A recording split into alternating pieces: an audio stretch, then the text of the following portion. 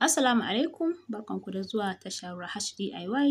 Tashar Rahash DIY tasha ce da take koyar da yanda ake haɗa abubuwa da dama a gida ba tare da an kashe kuɗi masu yawa ba. Ana kuma koyar da sana'o'in hannu, gyaran jiki, turaruka da ma wasu abubuwan da dama a wannan tasha. A yau na zo muku yanda za ku haɗa abin ƙawatarwa ne na bango na ɗaki, abin decoration na bango ko kuma a kira shi art irin na bango. Yau za mu yi amfani da abu ne wanda already ana amfani da shi ne wurin girki, amma za mu yi amfani da shi a maimakon yin ruwa da ake yi in an gama amfani da shi za mu juya shi mu mai da shi abin decoration na bango. Don haka sai ku gyara zama don ganin yanda za mu fitar da wannan abin decoration tare da wannan kwano da ake yi na abinci da ake zubarwa wajen bukukuwa.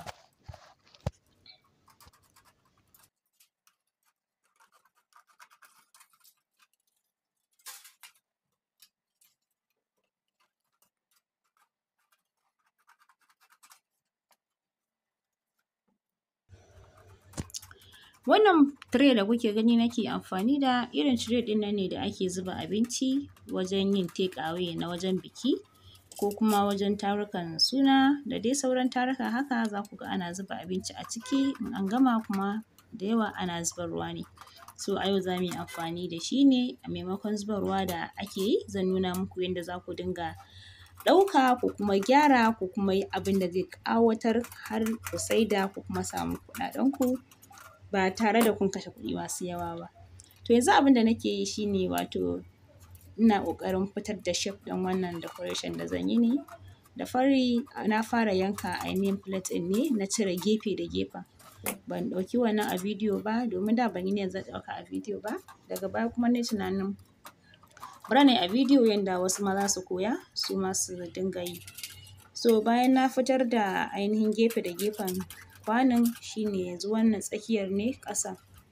Na kuma ɗan zana da abu wato iyakacin girman abin da nake so ya tashi. Yanzu ina ƙoƙarin fitar da wannan shape ne na kayan decoration ɗin da nake so na yi.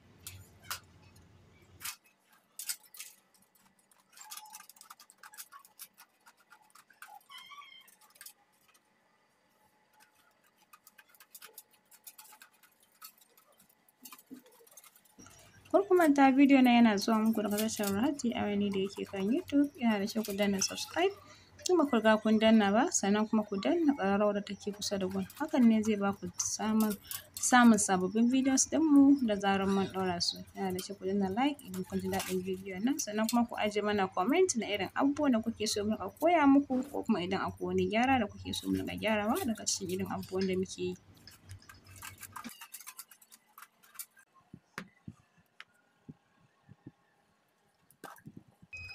So yanzu abin da nake yi shi ne na ɗauko kwali wanda zan yi decoration ɗin a kai, wannan kuma painting acrylic ne da shi zan yi amfani wajen yin baƙin fenti a kan wannan kwalin nawa. Wannan kwalin nawa ba wai kwali ba ne irin wanda aka sani wanda ake zuba abu.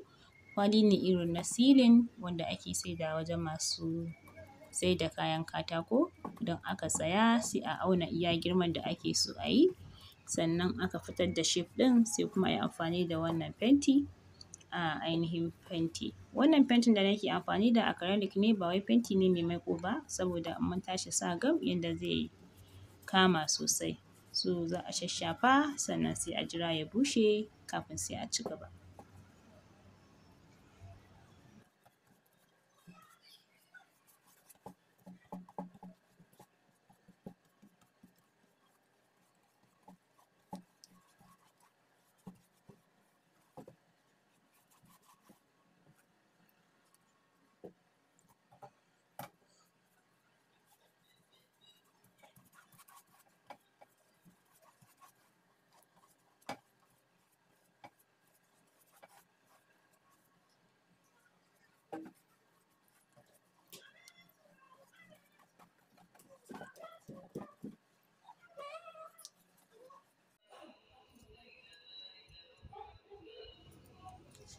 To bayan na gama ainihin shafa wannan fenti nawa, na jira kwalina ya bushe sannan na ci gaba da mannawa. abin da ya sa ba ku ga sanda na fara manna ba saboda ina ta ɗaukan bidiyo ban san cewa ya riga ya ɗauke ba sai da na yi nisa sannan na kula. To amma abin da na yi amfani ne da gam sai nake ainihin ɗan cukurkuɗa wannan ƙarfe yanda zai ɗan bani wani alamar ado haka a jiki. Sai kuma na sa wannan gam ɗin sai na manna.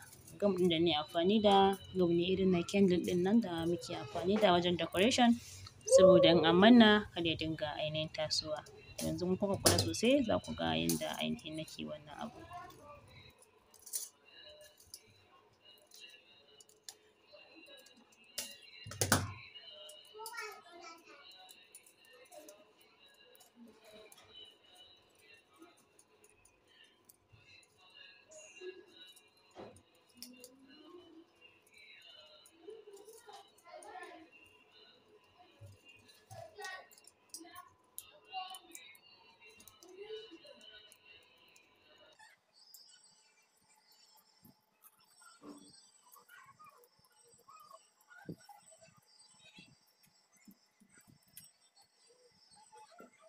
Kar ku manta bidiyon nan yana zuwa muku daga tashar Rashid Ayani da yake kan YouTube. Yana da kyau ku danna subscribe idan ba ku riga kun danna ba sannan kuma ku danna ƙararrawar da take kusa da ku.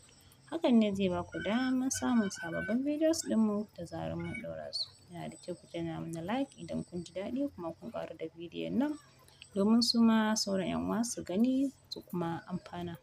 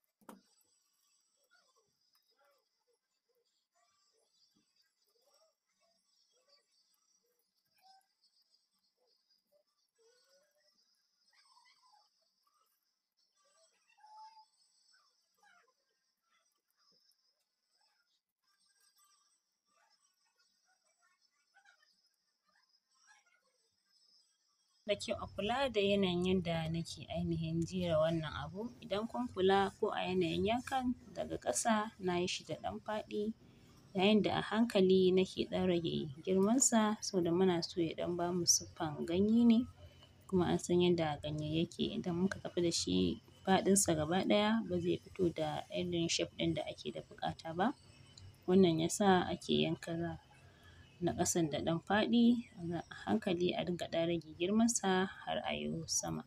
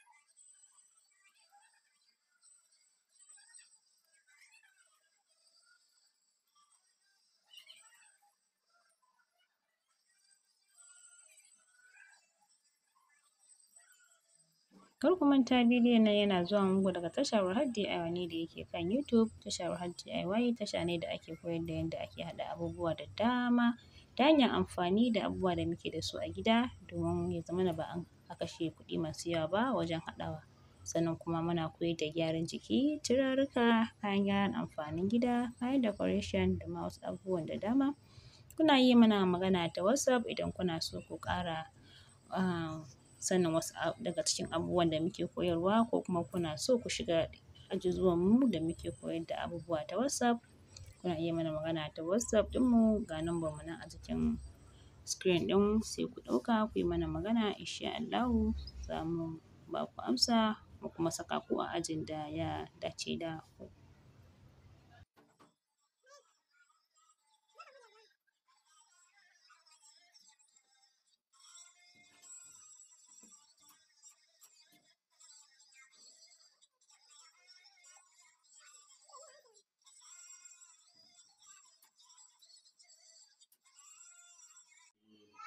Gabatar da sakamakon zaɓe ɗin. Mun faɗa muku yadda sakamakon zaɓe ya fito daga Benue da Niger da Abuja da Kogi. Kuma kamar dai da alƙalman suke ta ci gaba da tafiya, kamar dai ɗan takarar jam'iyyar APC Bola Tinubu a adadin ƙuri'un da aka lissafa dai shi ke kan gaba. Duk da cewar akwai waɗansu kuma ƙa'idoji da ya kamata kowane ɗan takara ya cika gabanin a ayyana shi a matsayin wanda ya yi nasara idan har an gama tattara sakamakon zaɓen. Wannan kuma na zuwa ne. Kar ku manta bidiyon nan yana zuwa muku daga tashar Hajji Aiwani da yake kan YouTube. Yana da kyau ku danna subscribe idan ba ku riga kun danna ba, sannan kuma ku danna ƙararrawar da take kusa da ku. Hakan zai ba ku damar samun sababbin videos ɗinmu da zarar mun ɗaura su. Yana da kyau ku ajiye mana like idan kun ji daɗin bidiyon nan domin sauran 'yan uwa su gani su ma su amfana. Za kuma ku iya ajiye mana comment ku gaya mana irin abubuwan da kuke so mu riƙa koya muku ko kuma idan akwai wanda kuke so ku ma ku sanar da mu za mu ji daɗi za kuma mu karɓa hannu biyu in sha Allah domin mu koya mu kuma koyar da 'yan uwanmu.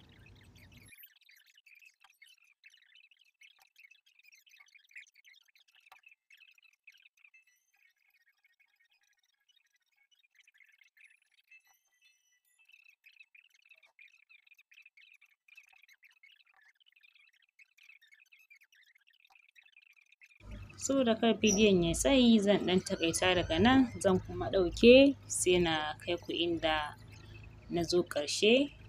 Bayan na yi gaba ɗaya wannan za ku ɗan jima kuna yi amma ba wai wani wuya ne da shi ba idan dai har an fahimci yadda za a dinga lanƙwasa wannan abu. Shi ne kawai in aka lanƙwasa kowanne sai a sa masa gam sannan kuma a je na gaba. So yanzu ga wanda muka riga muka gama kun ga yadda ya fito. Sai ɗan saman nan shi ma yanzu zan ɗan ƙaƙƙara masa wani abun kwalliya yanda abin zai fito yanda nake son sa.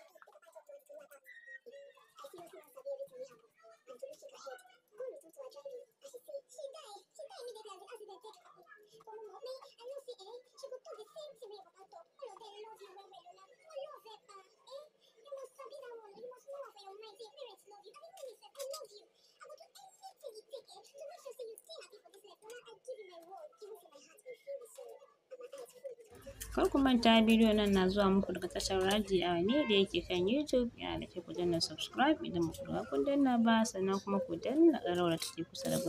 Hakan zai ba ku damar samun sababbin videos ɗinmu da zarar mun ɗaura su. Yana da kyau ku danna like idan kun ji daɗin bidiyon nan kuma ku yi share domin sauran 'yan uwa su ma su gani kuma su amfana.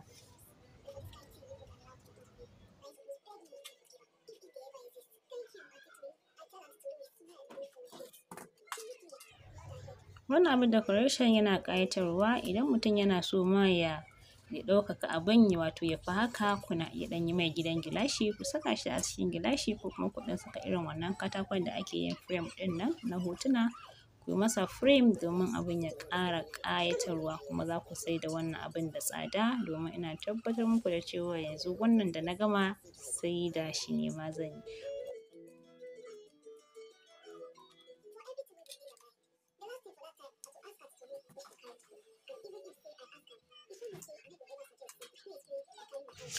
kamar yadda na faɗa ko snacks a wajen biki za ku ga ana yin take away ɗinsa. Akwai ƙananan sa akwai kuma manya. Wannan babban ne wanda ake zubawa da yawa sannan kuma sai a dinga ɗiba daga ciki. Shi ne na yi amfani da, kuma ina tabbatar muku da cewa wannan kwanon ba sayan sa nayi ba, ganin sa ne a ƙasa an yi amfani da shi an kuma yar na ga cewa gaskiya abu ne mai muhimmanci bai kamata a yadda shi yadda aka yadda shi ba. Na ɗauka na kuma mai da shi wannan abu da kuke gani. Ga shi yanzu na gama kuma ta iya yiwuwa wanda suka yi amfani da shi ɗaya daga cikinsu ma ya saya kuma ya biya kuɗi mai yawa. Kun ga kenan yana da kyau mu dinga kula muna adana abubuwa, ba kome ne za a yi amfani da shi a yar da shi ba. Kamar yadda kuke gani ga shi an gama kuma ga shi yadda kuka ga ya fito. Don ma ban saka shi cikin gilashi ba, na ɗan bar shi a haka yanzu na saka shi cikin gilashi. Yaya kuke gani kenan?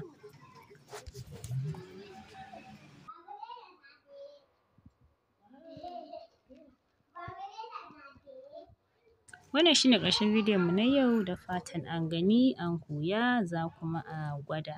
Idan kuna da tambaya kuna ajiye a ƙasan comment box. Idan kuma kuna da wani abu da kuke sha'awan ku gaya mana ko ku koya mana kuna iya ajiyewa shi ma ƙasan comment box domin mu ma mu gani, mu karanta mu kuma amfana. To mun gode sai mun sake haɗuwa a wani bidiyo.